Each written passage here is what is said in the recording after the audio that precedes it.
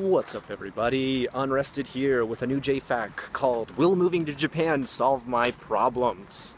Will it cure my depression? I think that's all I'm going to cover. Will it cure my depression? Because will it solve my problems is very vague. That could be a lot of different types of problems. We're going to go with I'm depressed, I'm sad, my life is going nowhere. Will moving to Japan solve that? I'm going to go with pretty much no. There's some aspects that may get better. Like I have some people write me, they said I'm working a dead-end retail job, I've got a college degree, I feel like I should be earning more than just like 20K a month or whatever they're earning. Will moving out there change that? Kind of, maybe. You probably earn about 30K or close to 30K working a good teaching job in about middle Japan, Hokkaido, Japan. Down in Okinawa, that would probably be impossible. So I guess you could somewhat say yes to that, but does getting a better job improve your entire life? Does that improve your depression? Does that improve your sadness? Not overall. Usually that's something you've got to improve inside of you. Now I'm not saying you can't get help from outside sources or have certain aspects of that change, but to imagine your whole life, your whole paradigm shifted just because you've moved to Japan is impossible. I would not suggest that you run to Japan to get away from your problems. If you have social, family, money, whatever kind of problems, I would not suggest thinking running to Japan will take those away. I would suggest that if it is your goal to get to Japan, if that is at the forefront of your mind, then yes, still do that. Don't feel that you are running from your problems. I don't want people to think that, oh, well, my goal is coming to Japan, so maybe that's just me subconsciously wanting to run away from your problems. Probably not. If it's always been kind of your dream, or you've been thinking about it for at least a year, or at least 6 months even, I'd say, because I probably only thought about it for 6 months, quite honestly. I took a bit of a leap myself.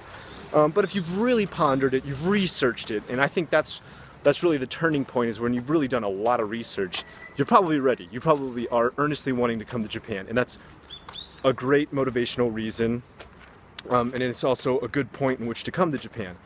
But to use Japan as a way to escape from any kind of problem you have internally, not a good idea, because that little problem's going to travel over on the plane with you.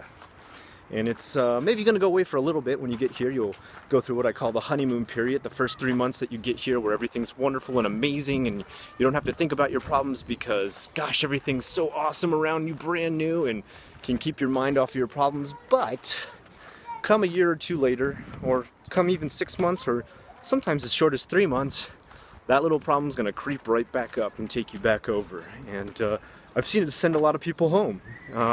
Maybe they've come here and secured a pretty decent job even, and that little social, that little mental, that little family, that little money problem crawls itself right back up into their mind and sends them home. Sad but true. So I just want people to consider that when they're asking me that question. Is coming here going to solve any of their problems? No. Unless your problem is, I wish I was working in Japan, then you'll be okay. Yes, you will be working in Japan if you get here and get the job. But please, please, think about what you're doing when you come here. Think about what you're bringing over. You may be bringing over more than just suitcases as far as baggage is concerned. And I really want you to consider that, because number one, Japan is not a good place for mental health problems. Number two, Japan's not a good place to find a psychologist. There's just not many psychologists out here. And it's really not good if you need to speak English to tell your psychological problems. There's very few and far between. Number three, there is no... okay, I shouldn't say there are some psychiatric hospitals.